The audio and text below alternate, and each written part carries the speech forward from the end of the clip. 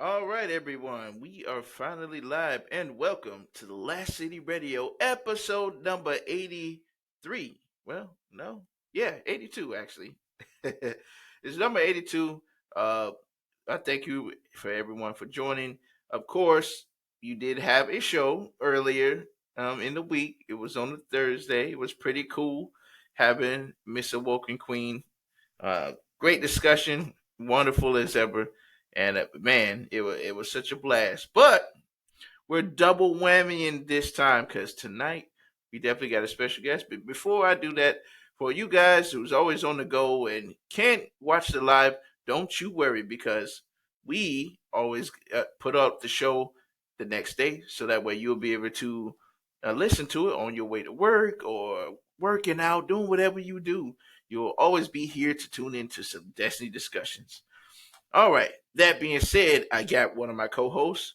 Not only is she the Destiny one extraordinaire, but she's always conquering and always telling you what you need to hear. And also the leader of the corpus movement, the hijabi gamer. What is going on? How you doing tonight? How you feeling? I'm doing good. Ramadan is over, just had a holiday, and I've got cool video games as gifts coming en route. Diablo 4, Star Wars, and Zelda Tears of the Kingdom, and my brother's going to take me skeet shooting. Hey, that sounds a lot. That sounds dope right there. But I know Ramadan you're is excited over. about that. But Ramadan is over, so no more fasting. So, yes. You can eat regular now. Yes. Life is Hey, good. that's what I'm talking about. Yeah. Hey, listen. I got a couple friends that's doing that. That they're glad. They're like, oh, it's over. We can finally eat like we want to. Oh, yeah. It's pretty cool. Pretty cool. What you been playing so far? What you been up Uh, to this past week? I'll admit, I only started playing on Friday because it's just been a really rough week of fasting. So I played Destiny 2. I started the campaign finally on Friday and I played through some of it today. Tomorrow, though, is Warframe Sunday. Me and a bunch of friends get together. We play Warframe. Um, they Hey. try to teach me fashion frame. Apparently, I am completely colored blind, fashion blind, and just oblivious. But we do play That's Warframe. interesting. Okay. That's awesome. So we got a special guest. So I want to bring my guy in the best way possible. So that being said, I definitely want to introduce the Guardian that I've been seeing around. The guy not only he's a lover of glaives, but he also helps people. He carries people through raids, either being a Sherpa or just loving the community, always preaching good vibes and always helping the community with mental health and making them be the best that they can be. I want to introduce to you guys Zay Osiris Gaming. How you doing, man? So far, so good. Managed to make it here, and I'm feeling good about it. Hey, that's what I'm Hey, talking about. Appreciate you being here, man. It is definitely an honor having you on the show for Thank you. sure. So I do want to ask you, what you been up to, man? What's been going on with you out here? Honestly, not too much. Like you said, just normal, traditional things. Where I'd be online playing a couple of rounds, helping some folks out who are in need. And if I'm not gaming here online, I'm at work. I'm doing several things there. A lot of hobbies, juggle around with family. Got a couple pets that always that I have to look out for as well. So, yeah, life is good. Everything is well. Hey, that's what I'm talking Mhm. about. sweet.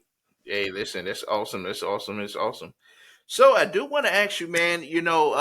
First and foremost, how did you get it? How did you start this gaming journey? How did you get into gaming? What's that history Honestly, like? I can't even tell you a time in which I started because as a kid, I just grew up playing games. It was one of the earliest memories that I have. And from there on, it just snowballed into something that I just felt passionate about. Initially, when I was a child, some of my earliest memories were with my dad, where he would play what was known as Mech Warrior. So we played it together. We would get involved, and it was for me one of the most inspiring things. So as I got older, eventually I took a bit of time in, and I got really good at programming. So I started working and developing my own little mini games here at one time or another. kind of building with different engines. And it turned out that, I had a real passion for it.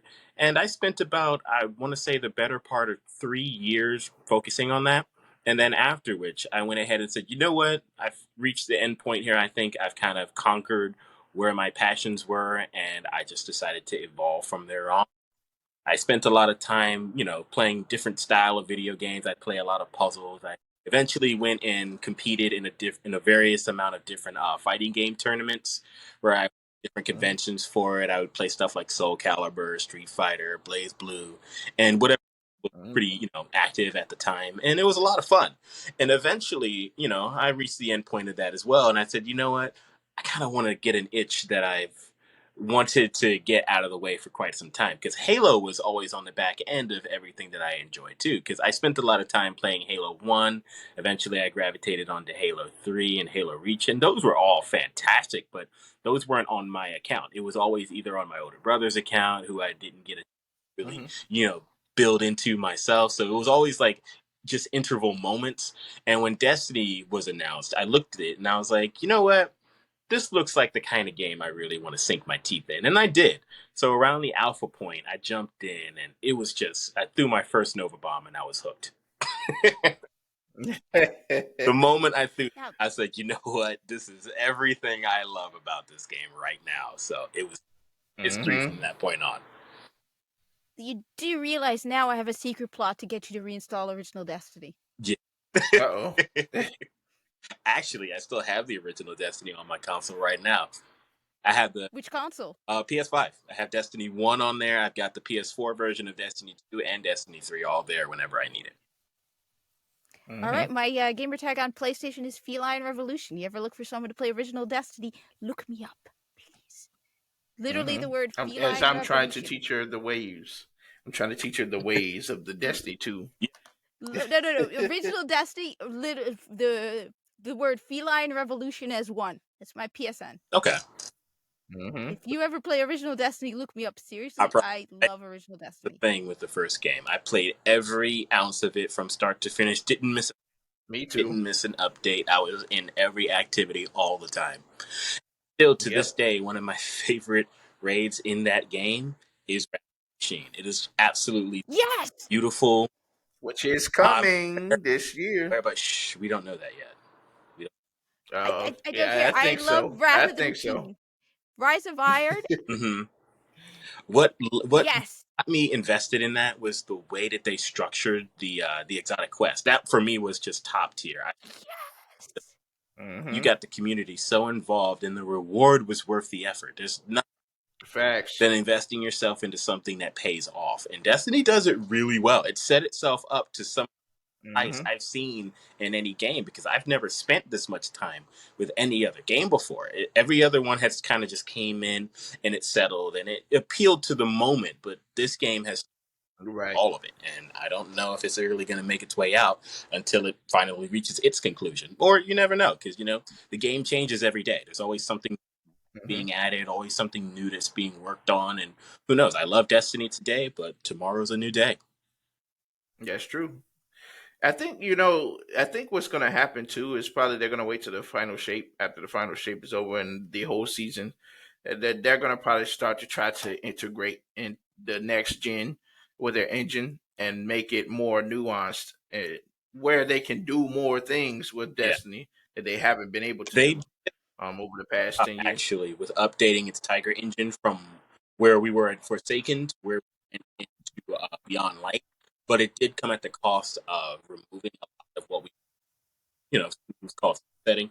But even still, they did a fair job giving us something new to work with that sort of upgrade. And I agree with what you're saying. I anticipate that happening again at some point, because they certainly need something a little more stable than what they've had, at least from a player experience. I don't know what they have to work with, but been experiencing, even me specifically, it hasn't been stable. It's very much inconsistent on a day-to-day level, where you don't take it down for a bit. You don't know if a new exploit is on the way or if something game, because I've seen a lot of people log in and out of their game and then their character completely deletes, and you don't really know if that's going to happen to you while you play.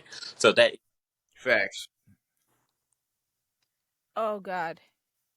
I'd heard about that, about characters deleting. Uh-huh. Mm-hmm. Initially, I wasn't entirely sure if it was just community speculation up until the point where I had seen it happen. His thing. Though when it happened, he kind of paused and took a moment and said, okay, I'm not going to do anything yet. I'm just going to back out and go back into my menu, which was smart. A lot of times when that bug occurs, people create new characters and that will delete your character. If you back in and Ah. that menu, it's a very rare bug, but it'll happen. So if it does, just don't panic. Just back out, reboot the game, and then try it again. Yeah, facts. He's right about that. Yeah, just reboot it. If that does tend to happen to you. But yeah, I definitely agree with that. But that's pretty cool, man. So I do want to ask you too. You kind of mentioned, a little bit more about how you got into Destiny and about throwing that first Nova bomb and felt great. Yeah. This was your home space, which is awesome, man. I remember when I first came into Destiny. I played the beta of the Destiny one. I saw it was on the PS3 at the time. I was like, okay, what is this game? Let me try the beta. First character. I was trying to decide which character I wanted to run first. So I was like, okay, let me try this Titan. See what's up with him. Because I had just came off of playing DC Universe Online and Mass Effect, so I was just like, oh, okay, let me try this Titan. I like the little, he seemed like he's kind of like the powerhouse type deal. So I was like, okay, let me try him. And man, I never forget it. The first time I played him, I was like, man, this feels great, man. I was so hyped about it. Just feeling the supers and everything. Like it felt great. I think that's what really sold a lot of people. The more you look at it from a bird's eye view, one of Destiny's strongest attributes, or better yet, I should say two, is the thing Mm-hmm. and the abilities. Those are the two things that sets Destiny apart from the shooter, and I have to give them credit for that because over the years has refined it. They've tried new things, and for the stuff that did work, fantastic. For the stuff that didn't work, I'm glad they took it either out or refined it to make it better. But those that's Destiny at heart. It's just you can't really say I've played Destiny without talking about the abilities or the weapons that have really drawn you in, and not even just everyone has an exotic that they identify with because it was or it was just such a strong exotic that it really just it spoke to them on an intimate level. And for me, my first exotic I remember getting was the last word, and I got it out of a chest, which was inside the vault of glass. And when I grabbed it, it was such a moment because everyone on mic was just they were going off in a many amount of different ways. Some great, some mad, but you never forget those moments. Mm-hmm. No, It's a fact. No, to me it's a legendary. I can't remember the name of it because I keep forgetting the name of it, but it was the scout rifle, the something time. Not no time to explain. In time, but patience in time. Is that a scout rifle? No, give me 1 sec. That's a That's a sniper. You're right. No, there was a legendary scout rifle, and for some reason I always forget the name of it. But I played heroic daily missions to get the legendary marks, and I was ridiculously underpowered. I was to do it, but I did it anyway, and it was 150 legendary marks, and it's a lousy scout rifle, but it was my first legendary scout rifle. More meaningful because it took so many. It was just so hard to get the legendary marks for it, and it's not the hung jury. It's the not like the others. Do you not like the others? And where the weapon came from? Was it a Vanguard weapon, a Crucible? It was. It's called Not Like the Others. Oh, I remember that. Yes. Not like the. Oh my God, you took me back with that one. That's been some. Yeah, that's a yeah. Yeah.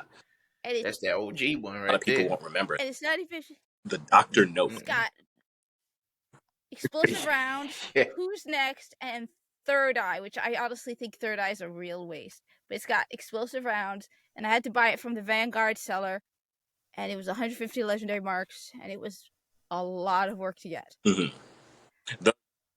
Today, so I would like to believe it was actually worth it. Right. I still carry it with me. Like I just logged into Original Destiny right now to get the name, and I carry it with me all the time because it's one of my favorites. There you go. You got to have that one weapon that you just love to carry around. Yeah, that's amazing right there. So I do want to ask you, have you ever thought about wanting to stream or anything like that? Have you ever thought about taking up that mantle? Oh, me? Say, Oh, well, yeah, I do. Just I don't stream on a consistent level. I mostly just stream out of personal desire. It's not necessarily to build or communicate with my community that way on an average base. Though it has crossed my mind, I just don't have the lifestyle at this current point in time where I can say yeah, that I'm able to do these days on this hour and each week ready hmm to watch. So until that happens, I will make it more pronounced. So that way people can, tune in whenever they're comfortable or can go back and watch it whenever they have the time. But yeah, I major feel it. focus with content in terms of what I offer for most people who, spend time with my channel or spend time with me on Facebook, because that's actually one of my more predominant levels of communication is to run fashion contests or to show off some designs that I've worked on or that other people have worked on. Post Hmm meme Mondays on Facebook, just to kind of keep everyone involved on a humorous, fashion, Yeah. and comedic level. That's kind of where I found myself most comfortable. And it has worked out in a lot of ways, and some that was more surprising than others, where someone within the Facebook community that was in need at one time or another was booted out of his fire team last moment when they were completing one of the nightfalls in our group. No, that's messed Yeah, up. yeah, it was very messed up. He came in our Facebook and basically gave a rundown on what took place. Myself and another clan member of mine, we decided to get him involved and get him set up with the proper things that he needed to help complete his task, and he got everything that he needed. And we didn't really think too much about it at the time. We were just being helpful. But it turned out that that sort of helpful act is meaningful because it carries itself well.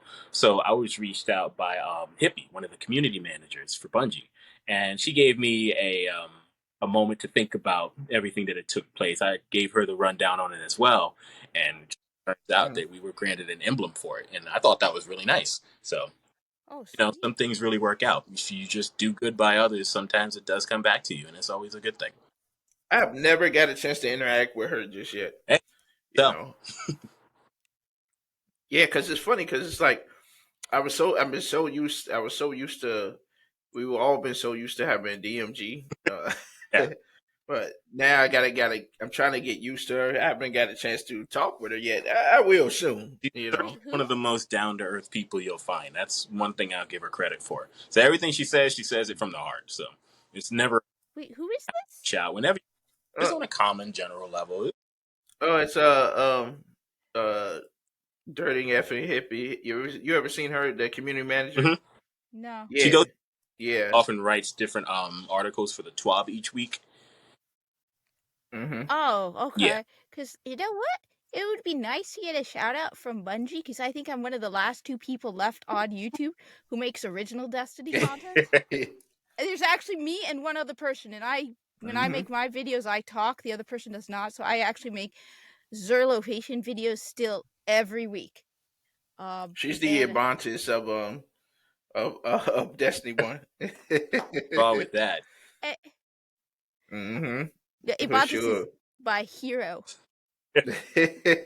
Oh my, you don't understand. He's the one who inspired me to start soloing stuff in Original Destiny. I haven't soloed much in Original Destiny, but I still do Challenge of the Elders. Hmm. I did do it during Ramadan, but every week I would solo Challenge of the Elders so that I figure out the bosses and go in blind, so you don't have to. So I could list all the hmm bosses, so you could go in and be prepared. Hmm.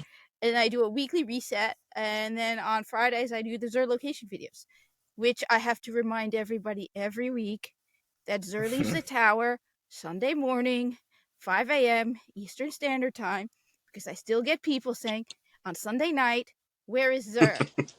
People ask for her more than they hmm ask for the TWAB. That is true. That is But true. no, people are constantly thanking me for continuing to make Original Destiny. And even when you go in the tower in Original Destiny, you will find a third, up to a third, sometimes a fourth, of new people. You will find new people all of the time Hmm. in the original game. hmm Absolutely right. Yeah, and that's pretty cool, man. That's the thing. And then there's a lot of people who only play Destiny 2. They're like, hey, let me try Destiny 1 to see what where it all began. And that's a good thing Hmm. too. Go to the past to see what's up. But yeah, that's awesome. That's awesome. Now I do want to ask you about literally what's one thing that most people don't know about you, Zay? About me specifically, a Yeah, lot of people don't know that I'm really good at cooking. That's something that I've really put a lot really. of time in to kind of perfect to the point where I feel like I'm doing an excellent job at it. I have an Instagram where I put a lot of that on, but that's more of like a personal page because I have a lot of the content stuff separated from a lot of the personal stuff, and the personal where I Yeah. post a lot of my self images, family, just stuff like that, just general. Yeah, And yeah, on it, you'll find a lot of the stuff that I've focused a lot of my recipes on, and that's something that I'm just doing in the background, and I'm really happy with where I'm at with it now. There's always room to improve, but yeah, I look back at it and I'm just like, yeah, I'm doing really well with this. That is pretty yeah. cool. That's pretty dope. That's pretty dope, A man. more worldly thing, if I were to think about it, that most people wouldn't know, I guess, is that I've had a various amount of different hairstyles. Where I'm at with it Really? now, yeah, is with the dreads, and this is the first time I've ever had them. I've never had hair. Even a couple of years back, I would always shave it down low. Never really kept anything there up until the point where my little brother, he was like, "Hey, I got some hair gel. You want to try this?" And I'm like, "Yeah, I'll go ahead and try." He curled his hair up to the point. I was like, "You know what? I'm not gonna, Yeah. dude. So I'm gonna go ahead, grow my hair out, and just see where it goes." And it's just, led. It actually fits you though, to be honest. Yeah, you'd be Looks surprised cool. if I showed you images without it. It's very different me.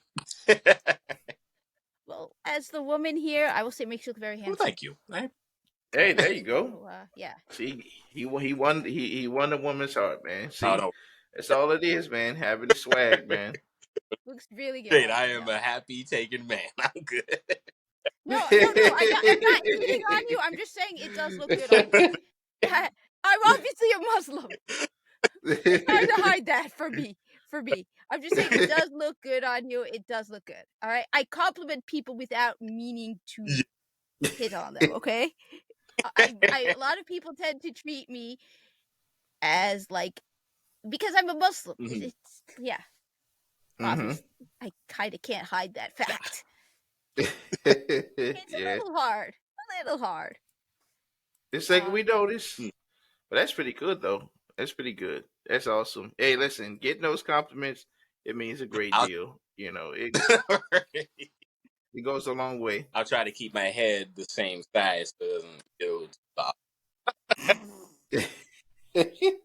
Hey, you impressed me with the fact that you carry people and are willing to help people, which to me is Yeah, a very important thing in Destiny. But I So no, that we need to be good people before we're in the game. You represent what the game is capable of allowing you to do, which is have fun with the people around you, but with who absolutely. you are as a person. And if you're a good person, you will exhibit that to those around you. You will have those that are looking for that sort of experience gravitate themselves towards you. And if you're just not a pleasant person and most of the things you say are counterintuitive to what the game is trying to promote, you kind of isolate yourself. And I don't really think that that's something most people want to do, but some will find themselves in that space because either A, they find others similar to them, and it's very awkward for me. That's just not the way I like to enjoy things. I like to enjoy things knowing that either A, it's improving something within me or improving something within others. So that's just how I've always done things. If it weren't for Destiny and other games coming, I don't think I would be the sort of person I am today. These games help you understand who you're Absolutely. given the opportunity to improve someone else, and that's always a good thing. hmm I agree. Shout out to Lucer Games. What's happening, man? It's been a long time. I've been seeing you. You've been in the shadow realm for a long time. I'm glad you finally popped your head up. Salute to you, sir. But yeah, you are absolutely right, Zay. For sure, you're absolutely right, man. And that's what I was talking to Kat one time when she was saying something on Twitter. I said, enjoy the game with the friends and the people that's around you because that's what really makes it fun. Being able to connect with a lot of people and befriend a lot of people, and that's the most amazing thing about this game is the community building. Like people that because just people building fire teams.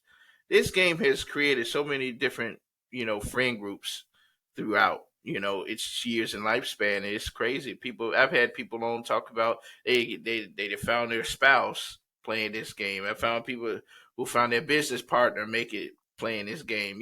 Just so many different stories, and it's just it's amazing. Yeah, we there's the things that we love and we hate about the game, but at the end of the day, man, the amount of people we came along with us in this journey, man, I feel grateful to meet a lot of these people, and I'm still meeting new people as time go on, and it's just amazing that all the fond memories of you conquering something. Oh, you're knocking down that raid with the people around you, like, yo, man, I remember when we did that. It's amazing. I really stress that because it's fun. It's a hobby. It's more. It's now a part of your life. Destiny is more a part of is a part of your life now. Whether people say, "Oh no, it's not," yes, it is. To me, Destiny has always been what you make of it. It's a where Exactly. it's going to offer you either a lot or a little in the moment, and how you choose to interpret the content you have and how much fun you're going to have with it is solely up to you. But I'm also the sort of person where I can have fun with an ink pen. I grew up in a sort of life where you don't always have everything that you want, but you have to make the most of what you have because it's more than else Hmm. may have. So it's about appreciating, what you're given. And for me, if I am given the ability to connect with other people on a video game such as this, and even if it's not at the level of which that I personally would want it, I'm still happy with what I'm getting because again, privilege. Hmm. It's not something that everyone is able to do. So you have to enjoy it. And if I'm given the chance to make that game better for other people, then there's no reason in the world why I wouldn't. So, hey, I carry people through raids. We're going to go ahead and jump in and do some trials together. We're going to have fun with fashion, Hmm. fun with all these different things because life is too short to be so detailed about the things that really don't matter. At the end of the day, it's not my job to care about it. It's my job to have fun. So that's why I'm here. To have Hmm. fun I else don't around me enjoy what they're doing. I think I don't know. One of Absolutely. the things that though I regret with Destiny 2 and even original Destiny, though I mean, especially I had far more fun with original Destiny. Like I would go 6 hours straight trying to solo a Nightfall and figuring out the exact details and finally running it through. I mean, as I said, Ibantis. I remember that one time I commented where I finished my first solo Nightfall, and he responded. So yeah. Um, I'm not enjoying Destiny 2 as much. I think one of my biggest regrets is I did not expand my gaming repertoire. Like I'm finding games that I never played. It's like because I was too busy playing Destiny 2. So I've cut Hmm. down on my playtime. Like I've lately been playing other than well, I mean Ramadan made it harder. Hogwarts Legacy, which is actually a really good Okay. game. Uh I Hmm. played Evil West, which is just it's like you know how they call a movie a popcorn movie? Yeah. This is basically a popcorn video game. Where it's like you're a mega buff, total dude, Civil War veteran with his best buddy, killing Hmm. vampires. Yeah. Yeah. That's Yep. Um, thrilling, actually. What game did you say that was? Evil Evil West. West. I'll have to look into that. Yeah, it's like Yeah, it's when pretty I good. played it the first time, like two people bought it immediately, and one person's like, "Yeah, this is my Christmas gift." Um, I'm replaying Breath of the Wild because Tears of the Kingdom is coming out, and honestly, and this is really sad. I've made more community on Warframe. Like as I said, every Sunday I play Warframe with a bunch of people. And these are people a lot of who were not playing Warframe, but they saw me playing it and now they've jumped into it and they love playing it. So every Sunday we get to play together and we play Warframe. Mhm. I hear a lot of good things about Warframe. I've given it like at least several tries myself, though it takes a little bit of Hmm. time to kind of understand what everything is. And that's one thing that, by comparison, Warframe and Destiny, I think that's something that they don't really put a lot of resource into when it comes to, bringing new players into their game or even reintroducing some older mechanics to returning players. For me, I'm just kind of left at a point where I don't really understand what's happening and I have to want to Hmm. play it to kind of push myself through it. But Warframe is still a very good game. I'll take nothing away from that game. I have to take the time to really understand the mechanics, understand where we're Yeah. going with things, and how to maximize my enjoyment. So yeah, I'll have to give it another try. If you're Yeah. really interested in playing Warframe, there's a guy called iFlynn. and he hasn't done it this year, but he has one for 2022. He does a beginner's guide that's like 16 videos long. He will get you up to mastery rank 16. He will describe the mods and everything. And he is Mm-hmm. basically, he does a phenomenal job. He has a whole playlist on YouTube where he talks Yeah, I'll about have it. because I do want to get back into it. Um, Yeah, for sure. And yeah, and I definitely want to. Yeah, I definitely want to hop in on that. Yeah, it's and that's something we was talking about with burnout. But before I go into that, Lucid Games says been playing all the new games that are out right now. I'm doing Dead Island 2 and Resident Evil 4, and in June Diablo 4, also Overwatch 2, and I'll be uh drawing guard. He'll be doing Guardian Games as well, and what's up, Agent Chavez? This Agent Chavez, of course, the AAA extraordinaire. Is my other co-host. Salute to him. He said that was a great show we had with Ebontis. Absolutely, that was a fantastic show. No doubt, no doubt. I can't wait to get him back on again for the next show. So hopping on that when it comes to Destiny Burner, I think a lot of times we as guardians and people we always play these games, we play loads of Destiny, and we never seem to try to unplug from it. Hmm. And I think that has played a part into some people like, oh, I'm burned out, I'm tired of this, I'm tired of that, I'm tired of this, because a lot of times you got to step away just a little bit just to play the other things, experience other games. And then when you come back and it's a new season, you come back to Destiny, it feels better because like, oh man, I was having a blast.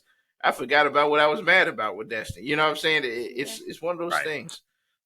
You have to take that And time out to play other things. what is what you would consider your downtime category of games, where when Destiny reaches its drought, where you're like, okay, I think I've had my fill, I've crafted the weapons that I like, I'm set up for anything I want to do. Let me go play X game. Like, what, or you would say some of the 2 or 3 games that you tend to find yourself enjoying during those points.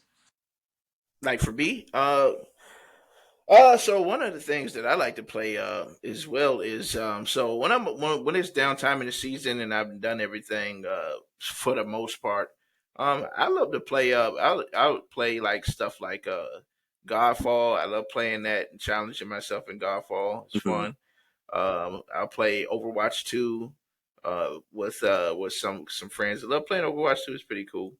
Um, then I'll try to dive into, I've been playing a lot of my God of War as well. The God of War, Ragnarok. That's been fun. I love doing my solo titles as well. Diving back into some of the catalog that I haven't got a chance to play with, and just because of PlayStation Plus, man, the new PlayStation Plus, I love it because there's so many games to play on there.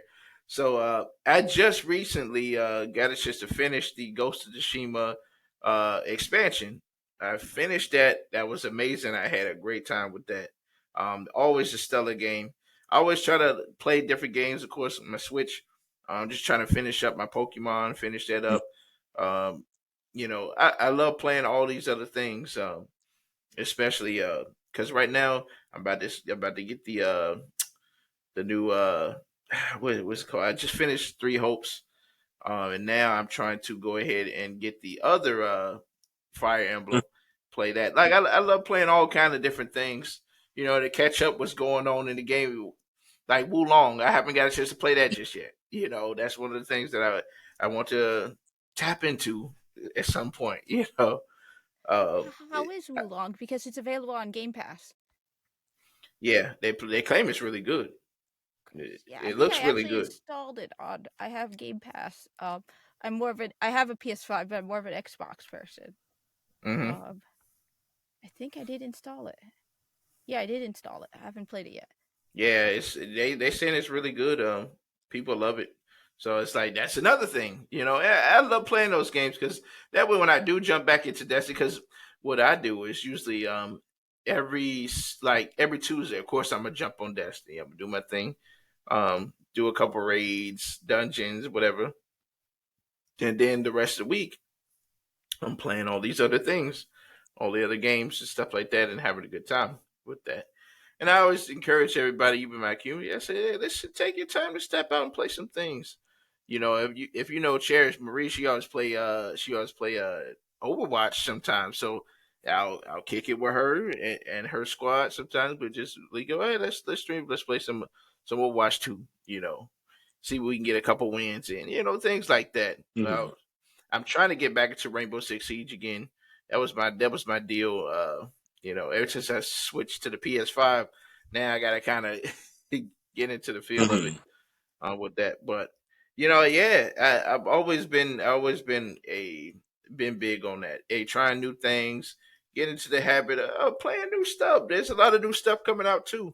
Yeah, while you're in this drought, go ahead and play some of the new things. Move along. Right now they're working on the expansion for Elden Ring. Whenever that comes out, hopefully probably next year.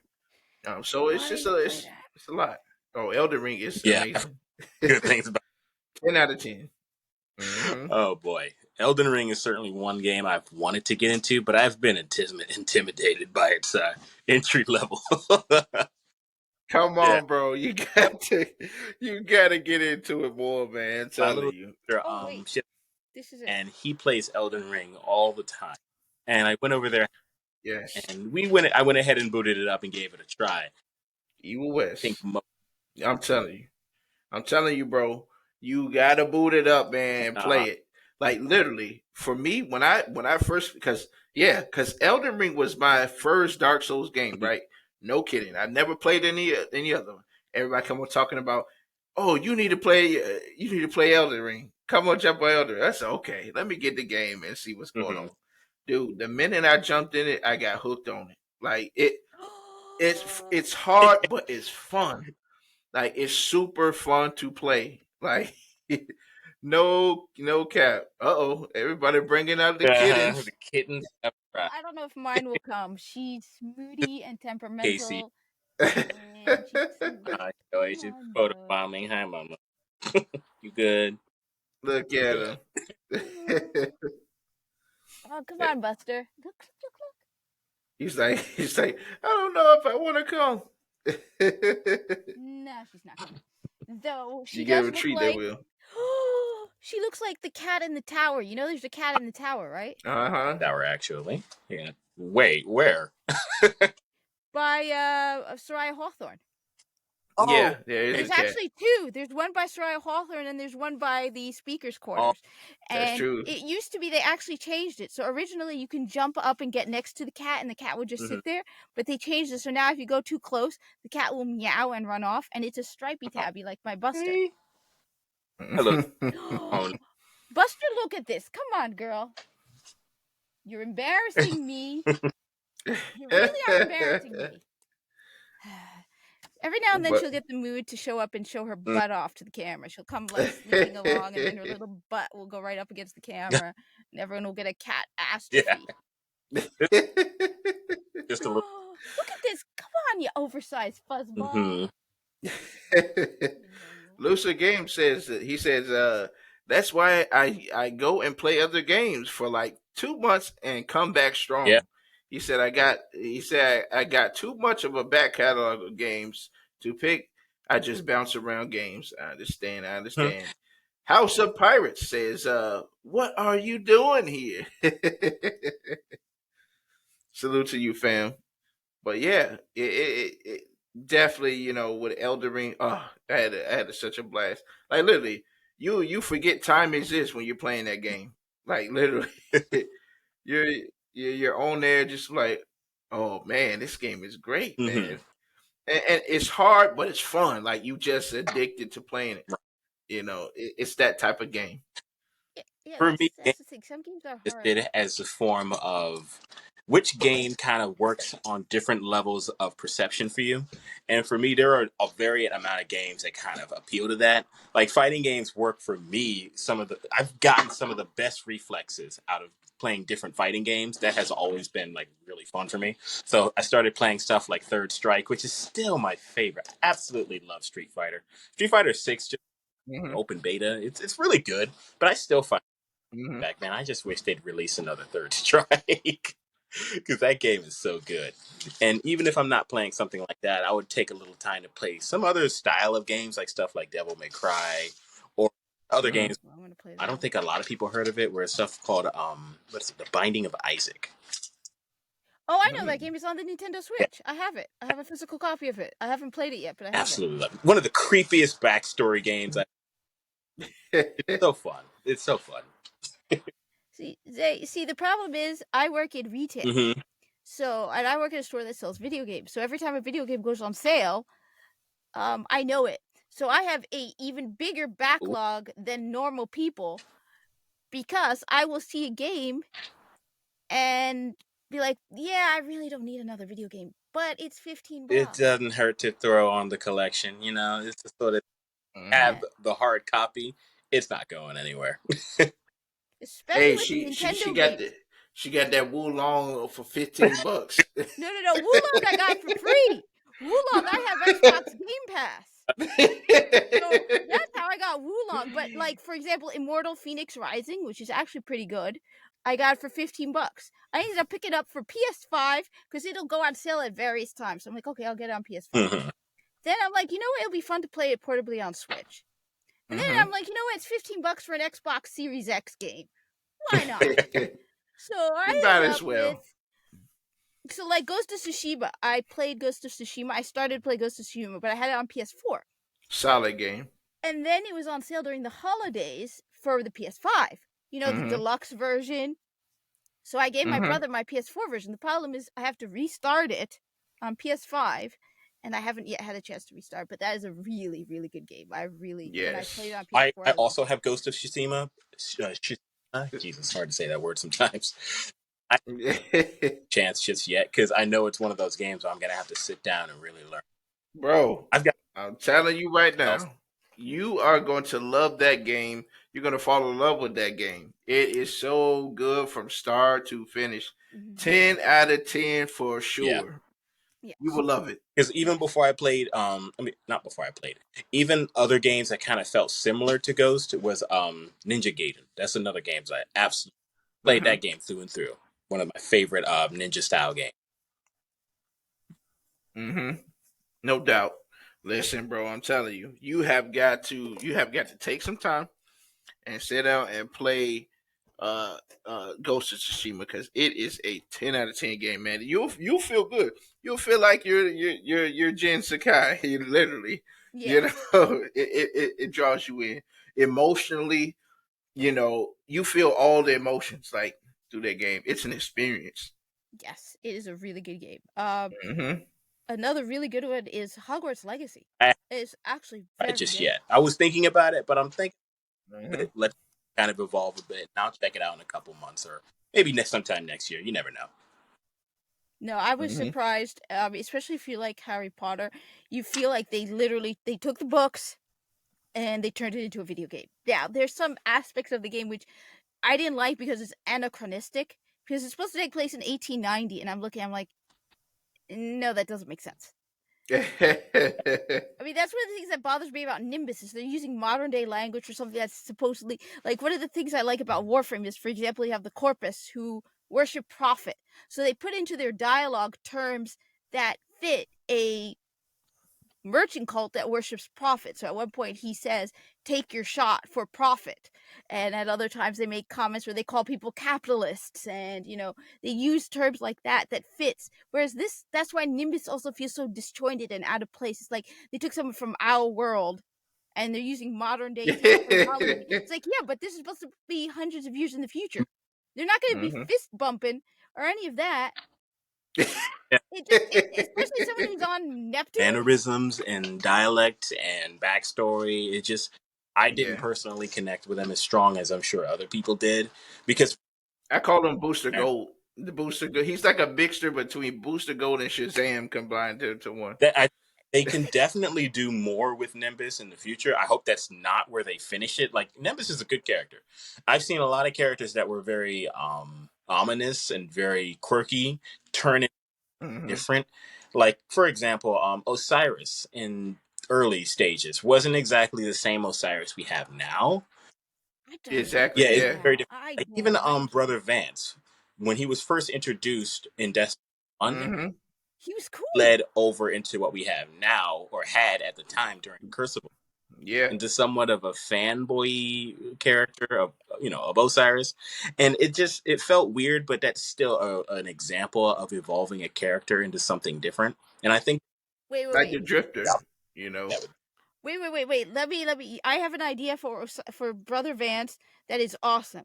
I have a way to make Brother Vance a total Chad. Because no, seriously. Okay, think about it. All right, Brother Vance is a mortal, right? Not a guardian, and he walked into the Infinite Forest alone. He's blind, and he walked into the Infinite Forest. That guy's got chutzpah. Now, can you imagine if he actually managed to survive? I had this totally awesome idea. We're in the middle of a massive fight with the Vex, and all of a sudden the Vex gate opens, and out walks Brother Vance, covered in like Vex armor that he's like jury rigged to cover and protect himself. He's carrying a massive Minotaur cannon, and he goes, "Miss me, Guardian?" And he starts shooting Vex, and they're like, "How did you survive?" And he's like, "I found a way." And he's like, and I could see him and the Drifter like just getting along when they talk about the stuff they ate. You know how the Drifter's like, "You ever eat the soft spot of a Vex?" And Brother Bounce be like, "Tastes good with salt." And then you have this big conference, right? And they're talking about the Vex threat, and Ikora and Zavala and Osiris is there, and Ikora's like, "We're waiting for our expert on the Infinite Forest." And Osiris is like, "I'm here, Ikora." And all of a sudden, Brother Vance walks in, drops his Minotaur cannon, and goes, "What do you need?" I mean, come on, the dude must have. right, just to bring Brother Vance back into the story in some way. Just as a side note, I don't really enjoy when lore kind of takes place off screen, because it does have a way of disconnecting facts. from where we last saw someone and to where we see them now. They need a bit of a better job in that area, but that doesn't mean they don't have, the opportunity to do something with Vance. Yeah, I hope they do. That would be very. Yeah. They're bringing. Never mind. I don't want to spoil nothing. No, spoil it. Right. Well, I'm not going to spoil it because it hasn't been officially spoken on. Right. What we know we may be getting, I will say that they are doing some backstepping, which is a good thing. They're so, only time. Don't spoil the future, brother. Wait a minute, I just realized something, because you had mentioned Asher Mir as Hunter Vanguard off screen. The problem is Asher Mir is a warlock. No, not Asher Mir. Asher Mir, yeah, he's a warlock, but he kind of has his own threads in the current story right now, so he's not far off of what's happening. So we could talk about Asher Mir. There's nothing wrong there. I feel like there's a lot that they could still do with his character that would make. I think he's going to end up. Well, I don't want to spoil that, but yeah. I don't want to spoil it for you. You got to see that mission. It's pretty good. It's as long as he's not dead. I liked Asher Mir, but then like I said, I like my version of Brother Vance. Because I mean, seriously, he was really, really cool in original Destiny. I do not like that they turned him into a fanboy. I really do not like it.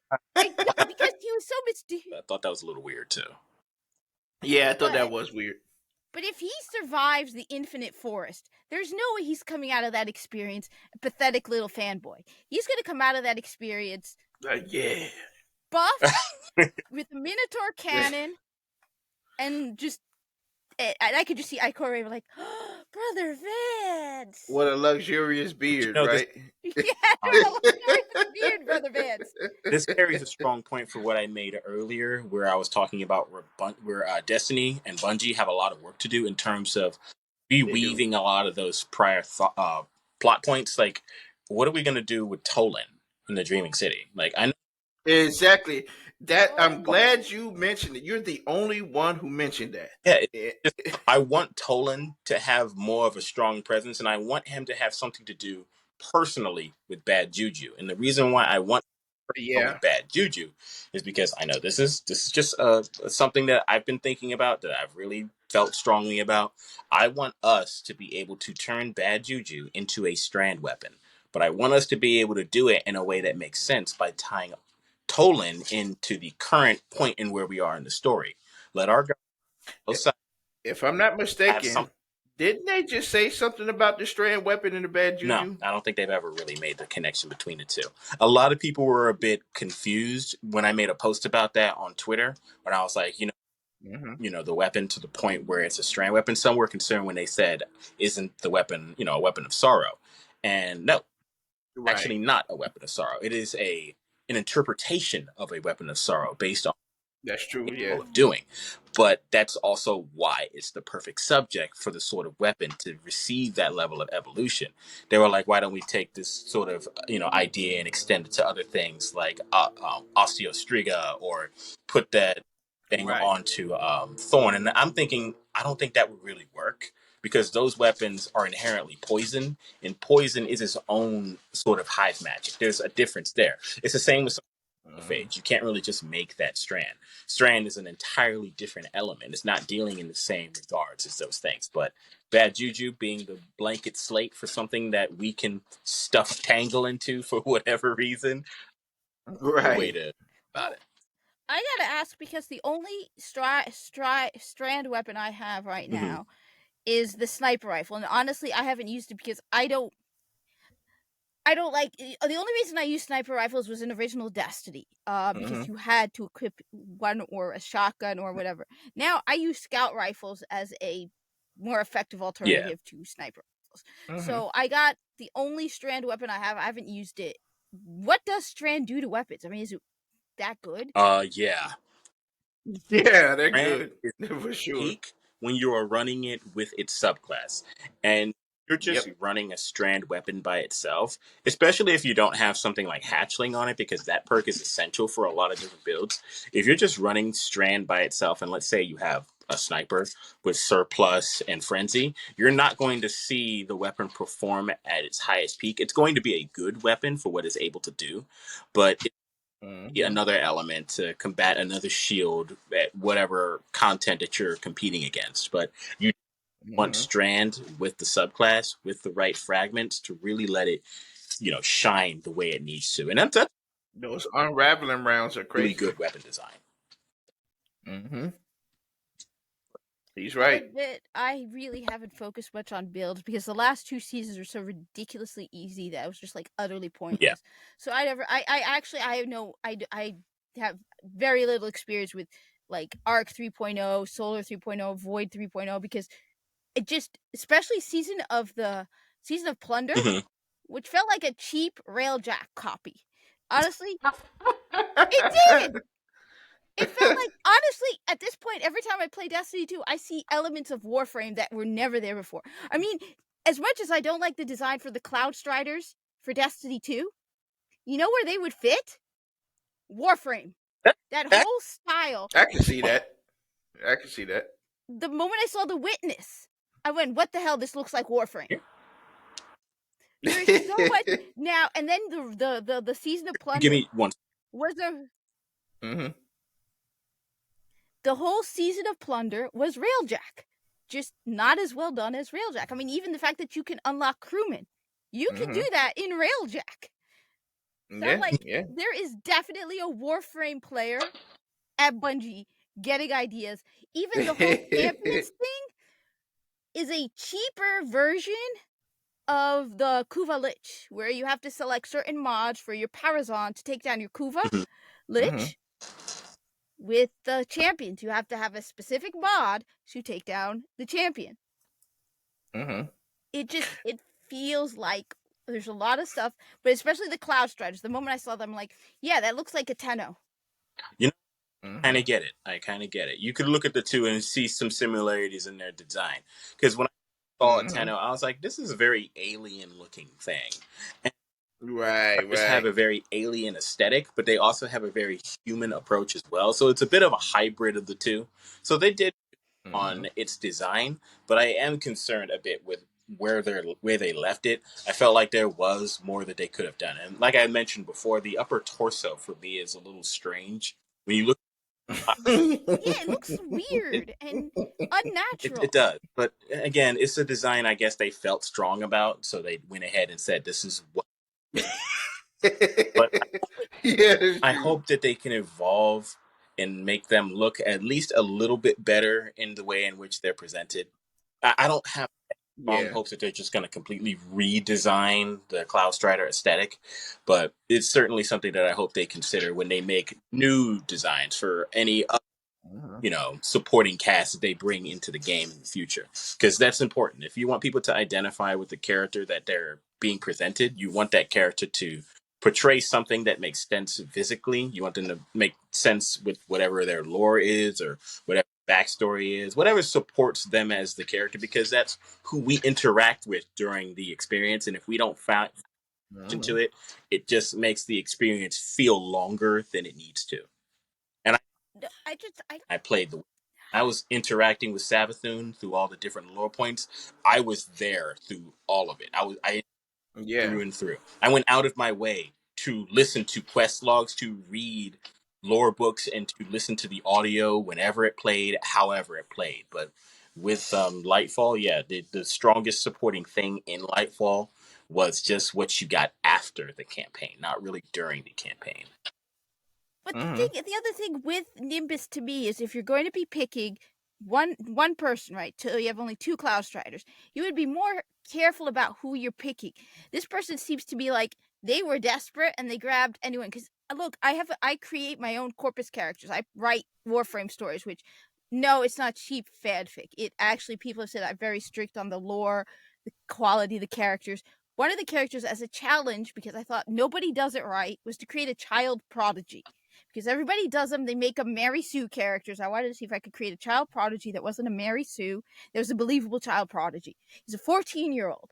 He is more mature and competent, and he's still a 14-year-old who acts like a 14-year-old. He's more mature and competent than Nimbus. And he's 14. Yeah. Nimbus comes across as a child high on weed. I don't believe that they actually, for this important role of Cloud Strider, went, yeah, that guy really works and fits for this very important responsibility. And yeah, I'm willing to put my life in this kid's hands. When your 14-year-old Corpus prodigy is more mature and competent. And here's the thing, though. They gave Nimbus very few moments to show what he's capable of. I remember one deliberate scene where he threw his glider into the wall, grabbed it, and slid down. Oh, yeah. That was actually pretty cool. You just do. That's something you practice, and that's something you get good at. So it's like, I can tell he is capable, but they don't give him enough time to be. Exactly. They only give moments where he's speaking and he's comedic, and I know that they were probably working with a lot of limited options on what they could do, but I've also seen them reach heights where you get to really have the experience with these NPCs. That's one thing I really loved about a prior season, where you had Kaido right there with you when you were fighting Khaled. Yeah, I like that. If they do more of that, that's always a good thing. Let me fight alongside the NPC. So that way they feel more tangible to the story. They feel more believable in what they're able to do. They do. Yeah, we never got that with them. But that experience for me is always strong. Honestly, when I saw that moment, it came across to me as an immature child who was showing off and didn't care about the city and the property around. It's like, look at me, I can do this. It's like, dude, you're just showing off. That is, you did technically destroy the city. That is fair. All right. Just, is it me, or someone is got a massive bulge that just I'm sorry, but every time I see him, his mid-region, I'm sorry, come on. Okay. Come on, I mean, why do you even have that? I don't. You can't ignore it. I have in it. Just like, all right. Nobody's definitely compensating for something, okay? Don't you hate when you toggle into his screen and be like, bro? What am I? don't need to see that, please. Yeah. Oh man, I'm telling you. Line is so important. You thought that was a good idea. And we're here now talking about it. So yeah. Agent Chavez said, he said, I swear the previews look better than the actual expansion. That's actually a fact. You remember when we saw the trailer, right? And then you seen the Cloud Strider just like in the building, and he manifests his weapon with the Yeah. nanotech. I'm just sitting there like, wait a minute.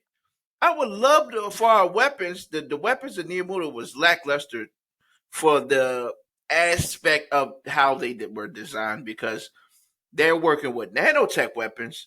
But it's like, why couldn't we get a weapon when we swap? It just appears, And not you only know. that, there was a point during most of the promotional material where they had showed the Guardians breaking through glass and jumping down to the city, turning around and facing the enemies, hitting them with Strand and throwing off some of their weapons. And I thought that was cool, but we had never really did anything We never with got it in the that. mission. And No, that's why I didn't watch the disappointed. I trailers. thought, that would have been a really cool mechanic where if we need to evacuate a space and then we're jumping out of something and then we're falling, but the enemies are behind us. And in order to secure our safety in the moment, we turn around and we take care of all these things shooting at us. That's Mm-hmm. something that you remember. And Yeah. moment right now, think about anything during the campaign that was really like super strong. But I remember like small moments because it's still fresh in my mind. But I can't say I'll say the same thing 5+ years from now, but I can definitely Right. Right. Queen because I could say the same thing about King's Fall, and I could say the same thing about everything else that took place in Destiny 1 because it had a stronger impact. That's why stuff is Mm-hmm. important. And even as of right now, they're charging more for what you get. And who really knows why they decided to price Lightfall the way that they did? That's a whole other topic in and of itself. But Yeah. Mm-hmm. value for what it went, for what it was worth, and what I got from it, the two weren't really on the same field. So, again, like I had mentioned before, if I put the Witch Queen as a top 10 for me, Light falls itself somewhere within that space of about 6.5, maybe a 7 if I'm generous. But A little better than Beyond Light. yeah, yeah, a little better Isabel. than Beyond Light. But Beyond Light Yeah. up to because they had taken so much away from the game versus what they Mm-hmm. Lightfall, I'm sorry, Beyond Light it had a lot to live up to, and I don't think it would have ever really lived up to it. But one thing it did do really well that I wish that they would, I absolutely wish they would do more, is incorporate the weather Mm-hmm. system into other locations. Like I know it probably Yes. wouldn't make sense with all the planets that they are working on, that they're able to work on, but Neo Mm-hmm. is its own thing. They could have made that into so many different other, potential looks. But I like what we got, but they didn't bring in the weather system that could be like Yeah. that's what makes Europa unique, and I get it. But it's a new Yeah. mechanic. It should have a presence in other ways. Like even if you didn't bring it to Neo Luna, bring it to the EDZ, bring it to the Cosmos Mm-hmm. the Nessus, bring it to planets where it would make sense for the weather to change, for the element of these things to have an impact on gameplay. You let the Yeah. day and night have its own cycle and let enemies act different during these certain points of the game. Let different missions become present during these points. So that way I log Yes. on, it doesn't always feel the same. That's one thing that feels the Exactly. same. They do in Warframe. Yeah. They do it in Warframe. The open Mm-hmm. zones, for example, Cetus and the Plains of Eidolon have a day and night cycle, and things are different day and Yep. night, which is pretty cool. Yeah. No, I honestly, I prefer Rise of Iron above this, and I would put for me the number 10 would be the Taken King. Then right underneath it would be Rise of Iron. I would honestly rate Shadowkeep over this. Yeah. Man, you put Shadowkeep in that? I would put Shadowkeep over this. I mean, I kind Wow. of some degree because you're talking to a guy who got his title Gilded Undying when it first came.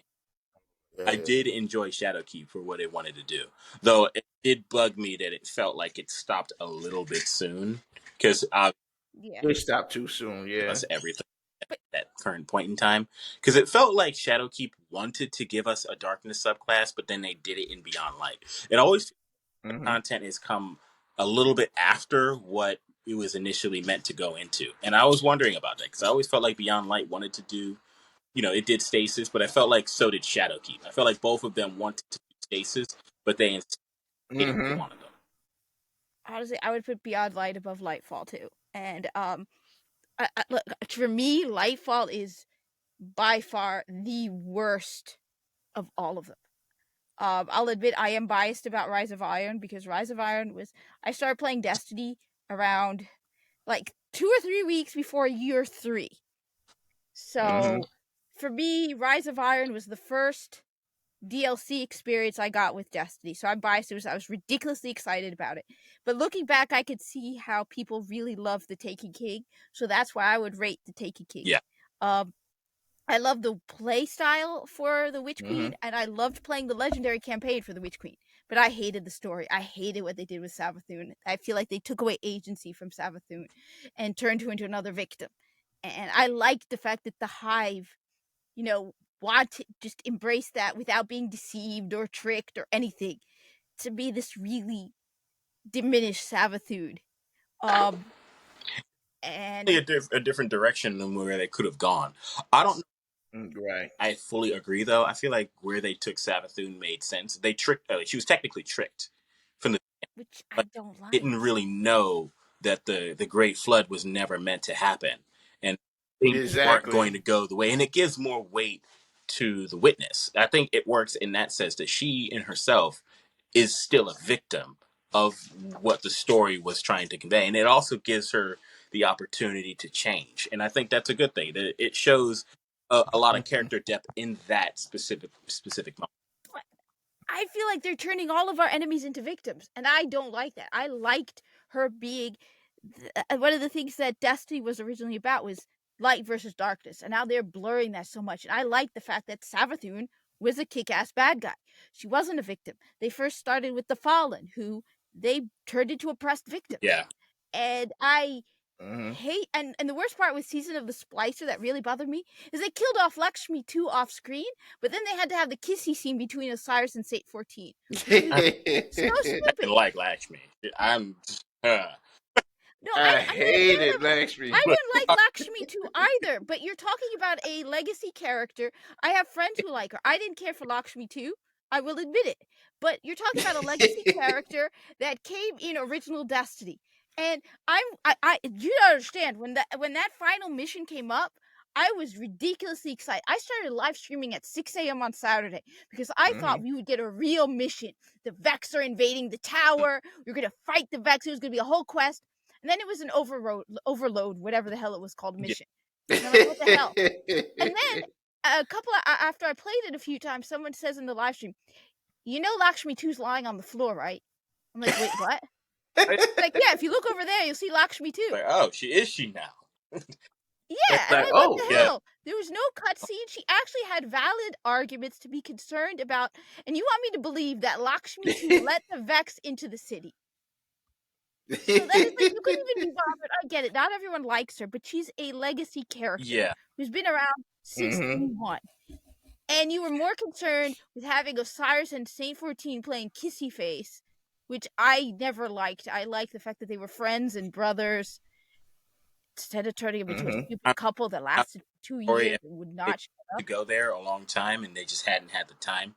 But it never really rubbed me the wrong way. I just thought, oh, this is good. This is cool. It's, just the characters moving forward for me. That's what it felt like. It felt like the characters were moving forward, where they were they wanted time. Because you know how it is. Like, if they can't get to something right away, I've noticed Bungie will do it in the lore, so that way you at least. They're going to add it in the lore just to be like, hey. It's not in the lore. That's the thing. In the comic book, it was not. They were friends. They were brothers. They were not a couple. So the lore, they retconned the lore. This was a retconning of the lore. And like I said, I have no problem with gay characters. Devrim Kay, I love Devrim Kay. He still owes me a cup of tea, but I love Devrim Kay. He's gay. I have no problem with him. But to me, this felt forced. And Devrim is kick-ass, definitely. Yeah, he's definitely dope. Yeah, but I understand where you're coming from, where it felt like the story kind of forced outcome versus letting it feel more natural from the beginning. It felt where you started with this story, it's kind of selling us one idea, and then we just eventually get here, and there was never really any, clue to how it got to the point. But right. Like at some point in the middle where they were interpreting some of their interactions in that way. And it was confirmed once it got there, but it wasn't really made clear. So I get that Right. that perception where it wasn't said out loud to the point where it was, indisputable. No, I would say that up until they started giving those hints, that was not what they were planning. Mm. I would say until a couple of years into Destiny 2's release, they were not planning on going in that direction because the lore itself in the comic book makes clear that they were friends and brothers, Mhm. and they changed it later. Yeah. That I have no doubt. They changed it definitely later, and then they dwelled on it and dwelled on it. And honestly, it got to the point where it was just like, dear God, we get it. But this is a first-person shooter, not a telenovela. This one, it felt like they, and the thing is also, they made a big deal about it, an unnecessary big deal about it. It's like characters can't, they were friends, and I feel like they could have developed that story so much better. It reminds me of an episode, a thing I saw behind the scenes about the X-Files, where it was about like season 5 before Mulder and Scully were paired, and they were talking about how great they weren't a couple, and how sometimes not being a couple adds a lot more to the friendship and the relationship because they trusted each other. And to me, up until they changed it, which, yeah, I could see the hints later on, that's what added to their depth, and the fact that the whole thing with the speaker separated their deep friendship. Right. There are even other stories that kind of have accomplished that same thing that haven't really shoehorned it in right away. Like The Ariana's, that was, the Ariana's one was nice. I really Yes. liked that one. I like that one. But this one felt forced. Yeah, You could tell that originally that wasn't the intention. Mhm. If you really looked into them, it definitely wasn't the original intention. If you read the comic book, you could tell it wasn't the intention. But you know what's funny though? They kind of like when it came to like the speaker, because you remember in the lore, of course, Saint thought the speaker is their father. You notice he really never really mentioned him. I was like, wait a minute, like wait, he's dead. You came back? What happened? I always found that funny. Yeah. But I do wanna before we dive deeper into things, I definitely wanna there was a couple things y'all was rating before I say that. So Agent Chavez said Beyond Light was ass because of the stasis grind. I do agree that was a little bit too much. He said Sabathun is his baby, and we got to get the panel. He said he wanted to hear more of the comics. He missed out on those. Yeah, for sure, man. We definitely got to do that for sure. Now, I do want to get I want to do my rating for sure because you guys did do the ratings right quick. So for me, when it comes to expansions, one of my favorite ones, I would say I would have to rate it from the perspective of seeing of what I really loved. So the first one I would have to say that's on the top. That managed to beat my boy is definitely a Witch Queen for me. Definitely that's number one for me. The second one will be, of course, I love Taken King. That was one of my favorites. That's number 2 for me. Number 3 is definitely Forsaken. I really love Forsaken, especially come on, they rep the Hunters. We riding for Cage, so that's definitely my third one. And then I would have to say, Beyond Light. Well, I like Beyond Light because of Deep Stone Crypt really hit it for me. The raid really kind of redeemed that for me when it came to Beyond Light. So I definitely got to put Beyond Light as the fourth one, and then Lightfall, and then Shadowkeep for me. As far as the big expansions. Now what's funny? I haven't seen anybody rated seasons. That's something that I would love to see people's ratings on when it comes to what was the best season so far. I can tell you which one. Which one? I hated the story. Honestly, it came across as Mithrax and Ikora Ray were sleeping together. Dear which God, one? not praising season. I hated Season of the Splicer when it comes to story, but those missions into like the computer, the expunge, yeah, those were fun. Those expunge missions were fun, better than the override missions or overload missions. Those were actually really, really creative and unique. Mhm. But the story Mhm. sucked. And seriously, dear God, the amount of butt kissing between Mithrax, Ikora Ray, and Saint 14 was like, dear God, you guys, get a room. We get it. Right. Mhm. I guess if I were to, rate a top season down to a low point season, for me, the top season would definitely be like Season of Opulence because it introduced a different Yes. style of gameplay approach because it was designed by Vicarious Visions. So I had Yep. to jump in there with a different perspective on how the game was going to work. And it was just its own early version of weapon crafting. And it had a It was. in Yeah. fact, people still reference that season because of how strong of an impact it had. So I appreciate what it Mhm. was able to do. So definitely Season of Opulence sitting up there at a high point. And I guess low Yeah. point for me would be Season of Chosen. Not because of Mhm. lore or anything, but because I just found like the um the mechanics in order to get the loot for that season felt a little bit odd to me. Like I didn't understand Mhm. specifically where you have to use this thing to put in these different ingredients to then get the thing to track where you need to go next. It felt a little bit I want to say rust. It just didn't feel like a very strong experience. And something in between all of this would be something like Season of Undying, where you got to look Yeah. a 6-man activity where you can go in there and you explore some of the more grassy plains. But it kind of fell short on some areas where I felt like they could Yeah. used new weapons in the experience itself. Like for example, a lot of people back then, when you finish beating that mind after the weeks that had gone on, where Ikora was building the portal in the tower, there was an Yeah. Yeah. opportunity for you to have included something more interesting, but they just sort of dropped the ball. So for me, it felt like they didn't bring enough to that moment in time to justify, you know, all I really spent in it. So it was like it was good, but it wasn't great. That's where we kind of left off at. Season of Yeah. Plunder was by far the worst. Season of Plunder, cheap ass railjack. Though, does anybody Black Armory? Oh yeah, Black Armor, Oh yeah. Yeah. Black Armor Definitely. Black Army was raid dope. that everyone still talks about to this day. Yeah, it was, Yeah. so yeah, I 100% loved Black Army. Anarchy, even still with the nerfs they had and everything, still, Still still good. great. Wait, I got a question because you know what? Honestly, this is gonna come as a shock.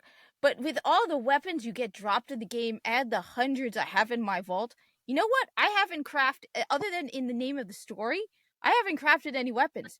To me, it feels like pointless. Really? It's like you get so many weapons dropping, and you have so many in the vault to infuse. That's like, why even bother? I'll- There's just so much I don't stuff. know where I would be if I couldn't craft my glaive. He is a glaive enthusiast. For Absolutely. me, that has been the highest point of any game weapon that I have ever used in this franchise ever. Like I've always wanted something that felt like this weapon, but I never really understood exactly what it was. Even when they made bows, I was like, bows are great, but it still doesn't really appeal to what I really want to find out of a weapon. I want something that feels defensive, offensive, and it's capable of keeping up with the combat that I'm in, and that is Hmm. able to do. It shoots, it shields, it stabs, it builds into your subclass if you have the right exotics going for it. It's got everything to really Yep. maneuver through combat, and that is just everything I love about it. And for some reason, it reminds me of Torok, and I used to love playing Torok as a kid on the N64. Okay. Okay. It's very primal, and it's just that weapon is just everything I love about combat in a video game. Now, what I would say when it comes to glaives, when it comes to tour with all the cheats, yeah, for sure.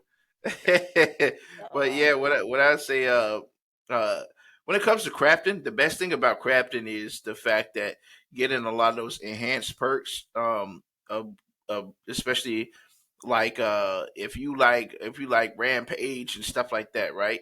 You can actually craft an enhanced version of Rampage, an enhanced version of these different things, and building your god tier like gun, of rolls. I think that's pretty good, and it's solid, especially for whatever activity. If I wanted to craft gun that has hatchling, right? I want to get an enhanced hatchling one that gives me more benefit than what I'm using right now. So it's really good. Crafter, you definitely should try to craft something that you like. Like craft something. That's what I do. I craft the ones that I really like, and I'm saying, you know what, I got to get that right there. Mm-hmm. There are Just perks like when you craft them that are inherently better than the traditional versions of that. yeah. Like for example, Demolitionist. If you craft it, it does grant you a little more grenade energy, and it's something that is noticeable further up into different end game activities where you might get that ability within that snap moment. So I say definitely, if you have a weapon that you already enjoy using that has a craftable variance of it, that is the sort of weapon that you really craft. But if you're just sort of person where you're looking at a ton of different things in your arsenal and in your inventory, you don't need to craft everything. And I think even Bungie made that clear themselves when Joe Blackburn was speaking. He's like, fine for those who want to get that thing, but if unless you're a completionist, it's not necessary. You can find and Right. got it. I mean, I'm even sure. Like my playstyle, generally people joke about it. I like when airborne. I think it's airborne, the one where you get more damage by when you're jumping. Yeah. Like if you see me play, I'm like constantly jumping all over the place, dodging, jumping, moving all over the map. That's why I don't play Warlock or Titan because I cannot stand their jump. Like when you see, I'm just constant. One of the things I actually do, the only game with more maneuverability than Destiny 2 is Warframe. But that's one of the reasons why, despite all the frustrations, the feel of the game, and the ability to literally jump in the air and rotate completely and land on your feet, shooting in the opposite direction, throwing your throwing knife from above, hitting something from above. That's why like I don't know. Mm-hmm.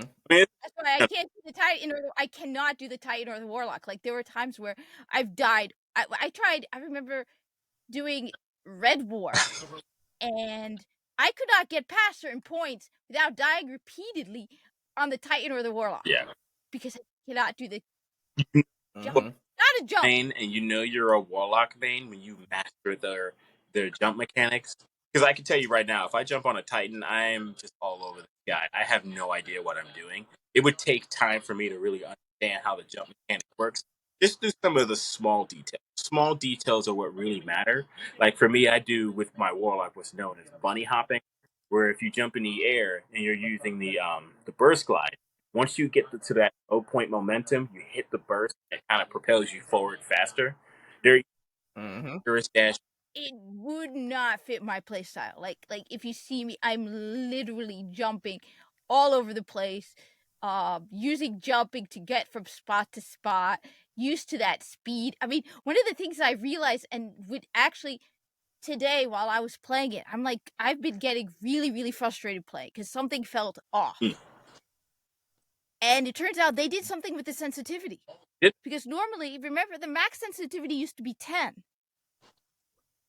The max sensitivity is now 20. So I'm feeling clumsy and slow and finding that the turning was slower than usual. And finally, out of curiosity, I logged in, looked at the sensitivity, and it was at 10, which I'd always had it at. And it let me go all the way up to 20. And the moment I brought it up to 20, it was a massive difference. Like, for me, like, even on Warframe, my sensitivity is always set to maximum. Wow, I don't think I've ever played a game with max settings on its mobility before. Mostly Really? way too easy to go off target. So I always set my sensitivity somewhere within at least a couple of points above average because I do like to be. But as far as just going from one end of the screen to the other, nah, it's too fast. A little too rich for my blood. No, I like I said, that one in particular, I was like, this just feels so off. There's something weird. And the only other thing I really want to get into with Destiny 2 is what I do with Warframe, which is I do not aim down sights with Warframe. Unless I'm shooting something that's far away, I do not need to aim down sights. Yeah, that's fair. Warframe. The aim down sight, just the gunplay mechanics in general for Destiny 2 have always felt like some of the more top tier in the market. I've played a lot of other games. I've played Borderlands. I played Call of Duty. I've played Titanfall 2. Titanfall 2. I played that too. None of them have hooked my gameplay as well as It gives you so much more control over what you're doing. And not to say that these other games aren't doing well for their own design, because they are, but everyone has that one itch in terms of what they enjoy with these sort of things, and Destiny just it scratches it so well. Scratches it Yep. well. The only one, like I said, the only one I would place above it because of the ability to bullet jump and the aim glide is Warframe. Like that, because I like the maneuverability. Yeah. I like What about Anthem? You know. Anthem. You know what? Anthem wasn't as Really did, maneuverable. but I liked Anthem. I was looking forward to Anthem 2.0. I've completed the campaign for Anthem, but it never felt as maneuverable. Like, I mean, I don't know if you remember the bullet jumping mechanic for Warframe, the aim glide for Warframe. I mean, I don't even play Warframe that good. Everybody, my buddy Yue, he always, whenever he sees me playing Warframe, he's like, "You're playing Warframe like a Destiny player." He's like, "Stop playing it like a Destiny player." But Anthem never felt this good for a third person. I don't know. Yeah, Anthem. I like Anthem for its for like it's being feeling like Iron Man. Like I loved feeling like, oh, I put on my Iron Man suit. I'm out here doing the most, and that I like that aspect. It felt pretty good. I was play Anthem the way I think a lot of people were at the time. But I did take some time to evaluate other players' experience, and it looked fantastic. It really did, but it came out at a point where I think most players were tired of that sort of model, where the game was released at a state where they're not satisfied with the promises of it getting better over time. The more you hear that, the more you kind of look back to where Destiny once was, and for me, it kind of felt a lot like a beautiful mansion filled with cheap IKEA furniture. I think that's a good put where Destiny was at one point in time, and that's where Anthem found itself, and people just didn't have the same energy to kind of have that happen all over again. So Anthem just needed time in the oven, and if it took another 2 years, it would have been fantastic. And the thing is, they were going to do Anthem 2.0, which is why I went back and completed the campaign twice on PlayStation and Xbox. Yeah. Honestly, to me, which is one of the things I think that frustrate people with Destiny 2, is year 3 of Destiny 1 was fantastic. Yeah. Oh, brilliant. And it's like yeah, totally. And then suddenly they backed up on so much advancements that they had done. It's like, well, why? And honestly, even now, I will place year 3 of Destiny 1 over Destiny 2 right now. Absolutely. Okay. I think it is phenomenal right now. I mean, Sparrow Racing League, you can still do private matches with it. That is true. That's very true.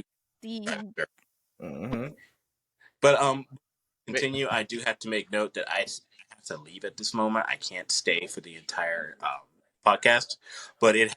Oh yeah, for sure. Experiencing this, talking with you guys, and getting to flesh out all the things that we. Feline Revolution, Destiny 1. Yes. PlayStation. Feline Evolution. Okay, I'll be sure. Revolution. Like Uprising, Feline Revolution. The cats are taking over. They're revolting. All right. You all enjoy the rest of your night. I'm going to sign out, and hopefully we get to talk more in the future. Oh, yeah, no doubt. And appreciate you, brother. Where can they find you, brother? They can find me over at Facebook. We run our own group, which is known as Bungie's the Destiny's Facebook group. We can just log in, you can sign up, and we'll bring you in and we'll help you get the loot that you want done. I have my own YouTube channel. I operate all of my networks under Isaiah Osiris Gaming. So you'll find me on Reddit, you'll find me on YouTube, you'll find me on TikTok. You'll basically find me anywhere if you look up my name. So that's essentially where you would want to go. Okay. Yeah, definitely hit him up, man. Osiris Gaming, y'all. Yep. Appreciate you for having you on the show, fam, man. Always holding us down, man. Thank you. Appreciate you, man. Thank you. I'm always on Twitter. Oh yeah, he is. Yeah, so we'll definitely put you in the show notes, brother. All right, thank you. For Take care, you guys. Cool. All right, take care. That was a solid guy. Yeah. So yeah, it's the cool thing about it, with Destiny 2, that's one of the things that I will definitely I gotta get with you and show you a lot of the different things and get with you on a lot of stuff because it'll start to feel better once you conquer the campaign. It'll feel a lot better to you, especially once you get to the end game. You know, and you start doing all of the Grandmaster Nightfalls and all of these all the different things. You know, I mean, I uh, think just one of the things that's really also frustrating is, and this is one of the things I pointed out while I was live streaming yesterday, and it's that the rewards for the seasonal challenges, right? You get XP and Bright Dust. It's like, it mm-hmm. feels like the rewards aren't worth it. Even the Bright Dust to me feels like it's a way to get you into the Eververse store instead of giving you any real reward. And that's one of the reasons why I'm really frustrated. It's like, people tell me, with Warframe, right? If I beat a Mm-hmm. boss multiple times, I can pretty quickly get all the pieces I need to build a new Warframe. So while I am grinding in Warframe, the reward feels more meaningful. That's what I feel like the rewards for Destiny 2. And look, you're talking to the person who spent 6-7 hours trying to solo a Nightfall, where it's like it would have been easier for me to find other people. I enjoy the challenge, but now it's like maybe the grinding isn't as bad as it used to, but at one point the grinding was so bad where it's like you're doing the same thing 50, 60, 70 times just so you could get Bright Dust. I don't know. I've tried to get back into Destiny 2. I'm just really frustrated, and then to see the story go in the direction that it is. And all I'll say is this: if they remove Ghost from Destiny 2, I will definitely never play it again. Ghost is by far my favorite character. I think Ghost is here to stay. He's definitely here to stay for sure. I'm Um, telling you, yeah. Well, let me work with you a couple times. You definitely gonna enjoy it for sure. I'll show um, you a lot of builds, how to build, how to help you with your builds, and I'm definitely one of the guys that can help you do all that. So that way you can you'll feel more powerful, you'll feel good, you'll get a lot of benefits on your return, especially when you sidestep and things like that. So I definitely can work with you. Where then you could be like, okay, it feels pretty good. So I we'll hope so, cause we gonna do that. Trust me. this is the first time that I didn't buy the collector's edition for a season or like a yearly expansion.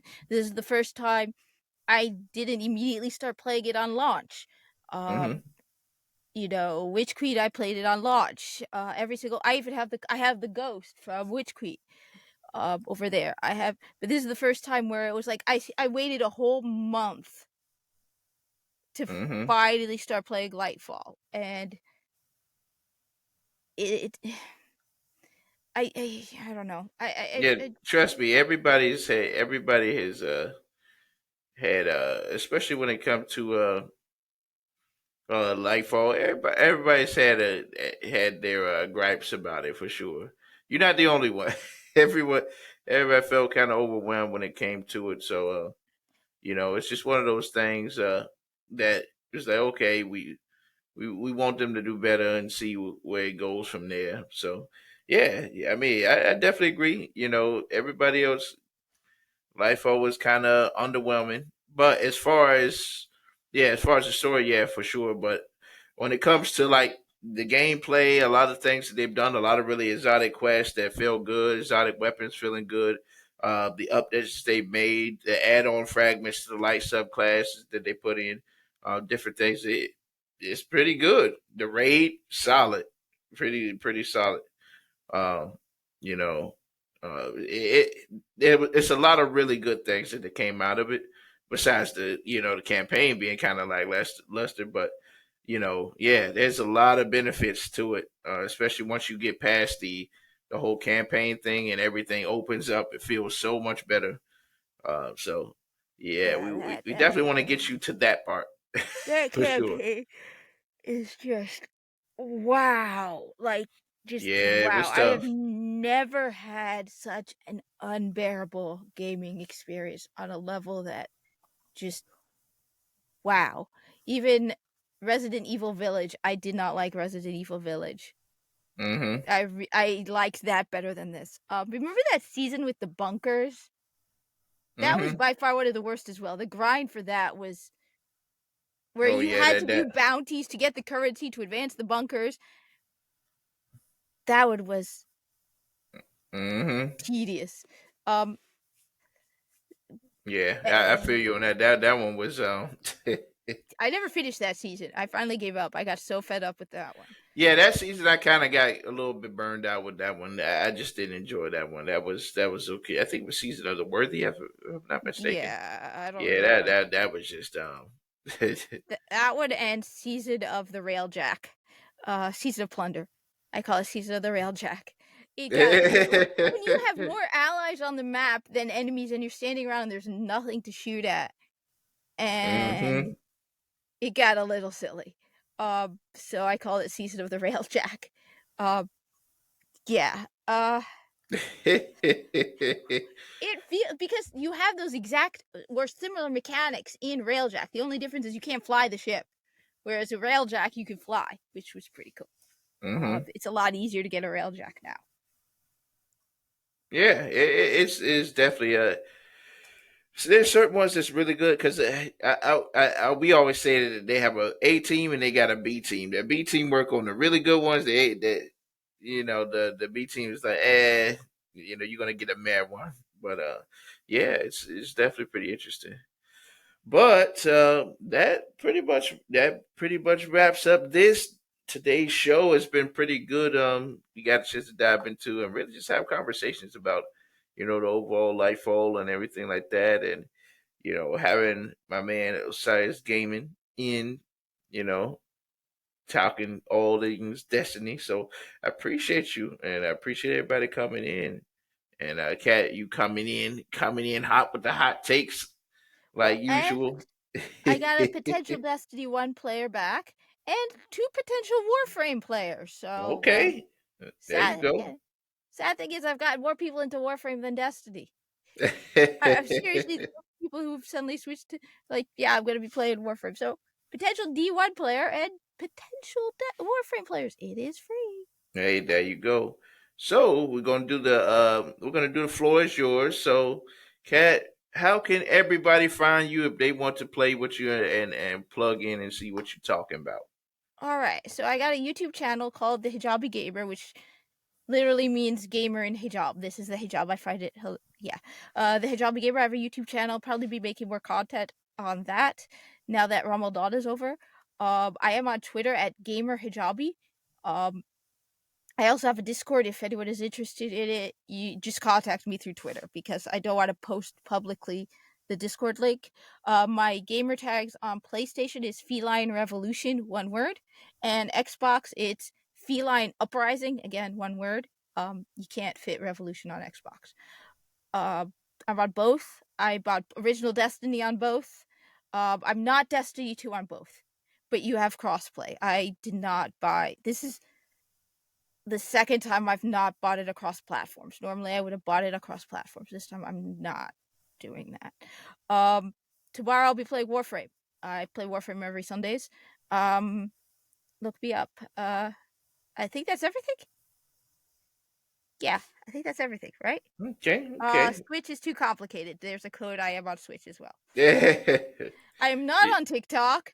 I am on Reddit. I have a Corpus thing. Mm-hmm.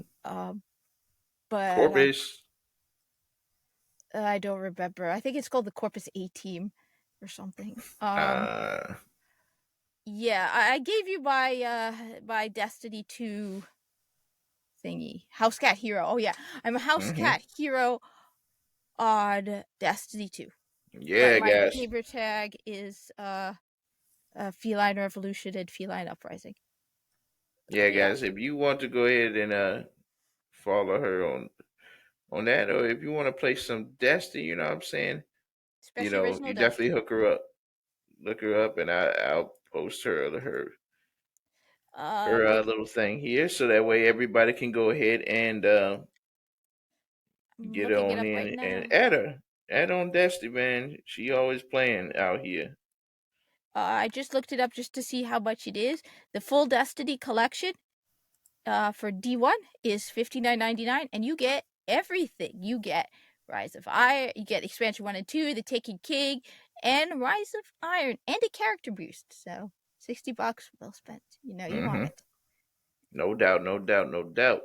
So, as you guys already know, you can find P. Carlo Gaming right here on the P. Carlo Gaming Twitch channel, and you can also find me on the P. Carlo Gaming 2 on Twitter. You know, I always post motivational things and what's going on. Sometimes I post some panels, and been posting my TikTok stuff here and there, so you can see all my things funny, all my funny little skits or whatever that I make over there. So that over there is P. Carlo Gaming as well. I'm finally getting back into the old TikTok grind.